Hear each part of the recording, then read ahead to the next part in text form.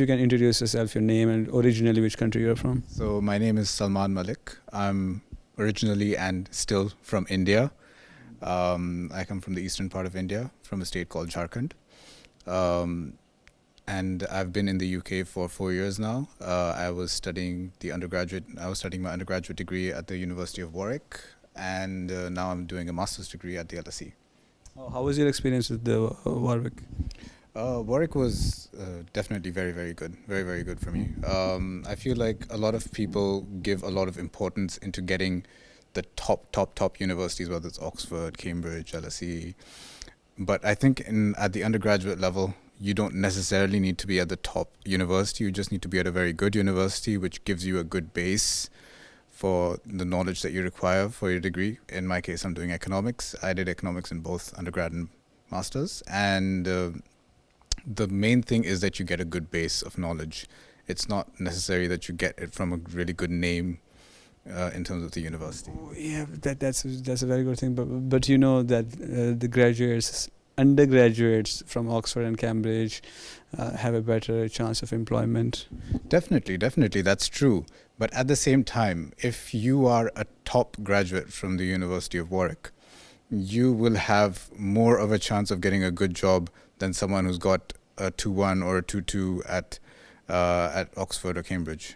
You will still have a better chance because you've got a first and they've just got a 2-1. So why you chose economics? I mean, why not physics? Why not mathematics? Why not engineering? You're from India, come on.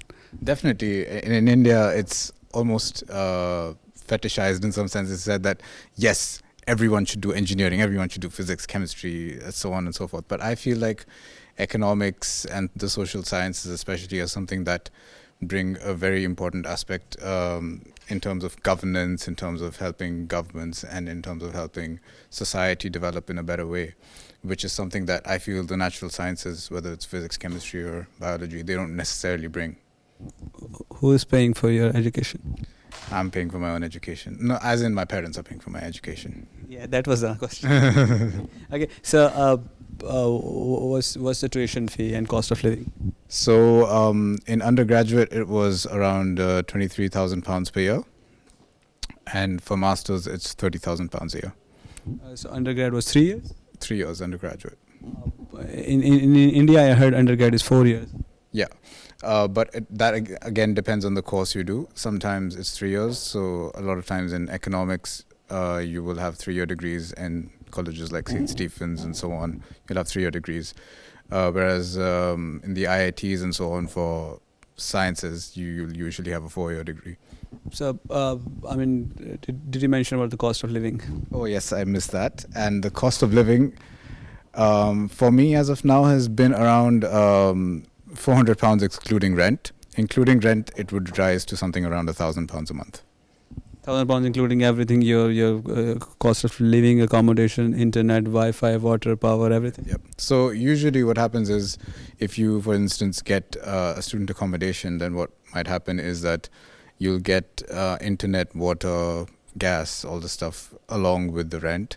So this comes packaged within the rent. If you, for instance, go out and try to get private accommodation, then there's also 2 kinds of accommodation. There's one kind of accommodation which says, I'll give you everything along with it. It's going to be in one package. But usually what they're doing is that they're sort of taking more money than they should for the utilities. Whereas if you go for everything separately, then you'll get a slightly better deal. But at the same time, you'll have to spend a certain amount of time doing the work on sending the bills at the right places and so on. Yeah. You can pay online. You can pay online, but it does become so. For instance, if you're sharing a flat with a lot of people, then what you have to do is you have to go to each individual, and then you have to say, okay, this is how much you have to pay me, and then I'll pay the utility bills and then this and that. So ultimately, it takes a bit of time. It might be feasible in an undergraduate context because you do have some time, but in a master's context, I feel like there's not any time at all for you to be doing anything apart from studying. So let's move on to the workload then. For masters, I mean, it's a 1-year degree. I assume you have 3 terms? Yeah, so technically 3 terms, out of which 2 terms are taught, in which you're taught academic material, and the 3rd term you're doing exams. Okay, so how long is one term? One term is 11 weeks. So do you think 11 weeks is enough? I feel like my course, especially, is very, very condensed. It's put everything in. A lot of material is in a very it's very dense. So that's why I would feel that definitely the workload is higher than most other courses. Some other courses, some master's courses are 2-year programs, in which it's slightly more relaxed. But my course is actually not even a 1-year program; it's a 10-month program. And in that, I have to do a 6,000 word dissertation. I have to do 22 weeks worth of academic material, which is definitely more than 22 weeks in terms of the amount you have to study. And I'd say it's definitely very condensed. Do you think it is a bit disadvantageous for getting employed when you have a 1-year master's degree and another guy from US got 2 years master's degree? No, I don't think it's disadvantageous at all, because firstly, it depends on the quality of the master's degree as opposed to how many years you study. And getting an LSE master's degree is definitely much better than getting, I don't know, some random college in the United States. And plus, another thing that I'd like to mention is, especially within the social sciences, within economics, within other types of courses, the master's programs in the US aren't necessarily the ones which they are really focused on. They focus a lot on the PhD programs, especially in the social science context, in computer science, physics, and so on. That's okay, then they do focus on their masters. But in my subject, there is not a lot of focus placed on master students in the US. Why are you doing masters? I'm doing a master's because it's firstly, I love economics. I love my subject. And secondly, because I want to gain enough knowledge to be able to actually apply economics in my workplace, which is something that an undergraduate degree doesn't necessarily let you do. Okay, so the other gentleman here, he mentioned something about this visa thing. You are getting 2-year visa extension, so you can find a job. I think a similar thing was being done for many years in Germany. Do you think it will help students or do you think it will divert more students to UK now? Definitely, it's something that encourages people, because previously, prior to this policy, what they had was they'd give you 6 months if you haven't found a job in 6 months, then you're out of the country. But 6 months isn't enough for you to even gain experience or anything like that. Whereas in 2 years, it's definitely feasible for you to find a job, work on your own visa for 2 years, and then get enough experience for someone to then hire you in the future, and then sponsor you for a visa. Okay, I'm going to ask you a controversial question because you seem like a comfortable guy to answer difficult questions.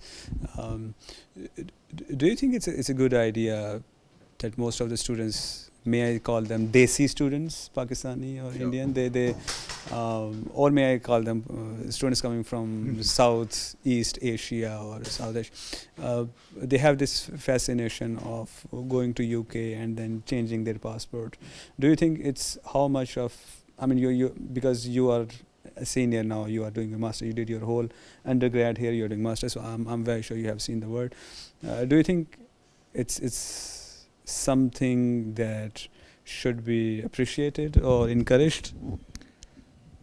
I don't agree, and let me go on the record and say that I'm not here to do that. I think everyone to some extent loves their country, but at the same time, there is a certain fascination of going after the power of a passport in some sense, or getting some sort of citizenship over here, because then you can, you can have your family based here instead of back home in India or Pakistan. Or You can make your relatives jealous, you can get better bride or groom or and so on. Exactly, all this stuff. But I don't think that's necessary. Firstly, in Indian or Pakistani or Desi society in general, just working in the UK or working in the US or working in the West in general is just something that's really highly sort of sought after, and say, oh wow, this boy is working, this girl's working in the US, this girl's working in the UK, and so on. It's amazing. Wow, they've got a great job and so on. But it's not necessarily as good as everyone makes it out to be, because firstly, when you work over here, you don't even though the salary may seem a lot higher when you maybe converted back to Indian rupees and so on. The trouble over here is that life may not necessarily be as comfortable because firstly there's a very high cost of living. So if you look at the real amount of money that you actually earn, there's a high cost of living, there's taxes, all these things sort of add up. And So the real money you're getting is much low. yeah, I mean, it's not low necessarily, but it's probably going to be at par with what you'd earn at a similar job, like in real terms, in terms of how much you're saving and so on. And plus, apart from that, living in India or Pakistan, you get things like having your community around you, having your family around you, and that those things are intangible. They have a value which is beyond money. So it's not necessarily that the grass is greener on the other side. Don't you get sick of your system in India and Pakistan? It is true that there is some problems in terms of the government, in terms of the bureaucracy, infrastructure, everything going slowly. But I think that every country suffers from that. Even the UK has problems. Even the US has problems. Everyone has problems in their political systems. Everyone has people who they don't like in the government. Everyone has things like corruption. Even though maybe corruption might be higher back home than compared to here. Maybe transparency over here is a bit better. But the problems are still there. All these problems are still there. You still need connections to get ahead. Did you mention about the workload already? Workload in terms of study. Yeah. I did mention that you have basically no time to do anything else. Okay, so and this with this workload, did I ask you that can you do part-time job while studying for masters? No. Yes. Some people I know do it. You have to be very, very clever with how you work, and you have to be very smart in terms of how you study. It's possible, but I wouldn't recommend it. So let's rule it out. Again, the same question that I asked the other gentleman. Where can we find drugs? Okay, so if you Ready? I'm, did not ask her. yeah, I remember. That's why I'm saying. If you are the dean or director of this college and you have unlimited resources, is there any change you want to bring in? I would say again, firstly, the change that I would bring in is justifying the amount of money that you take from international students, which is something that's absolutely exorbitant. And if, let's say, even if you are taking that much money from international students, you should also offer a lot of scholarships which allow people who are from disadvantaged backgrounds to actually do these degrees anyway and then go back to their countries and implement change for the good. So that's something that definitely I would encourage in this university, and in universities across the UK for that matter. Just even if you're charging high fees for international students for whatever reason, whether it's because you don't get funding from the government and you need some sort of funding, and you get all your money from international students. Even if you do that, then you should still offer a lot of scholarships and divert a lot of funding towards. So the professors here, are they friendly, cooperative, or no? Definitely, they're very cooperative, very friendly, and they're very understanding of any circumstances that you may have. So definitely very, very, very. So coming from Warwick to London, I mean, do you like London, the busy London, or the Warwick or Cambridge is better?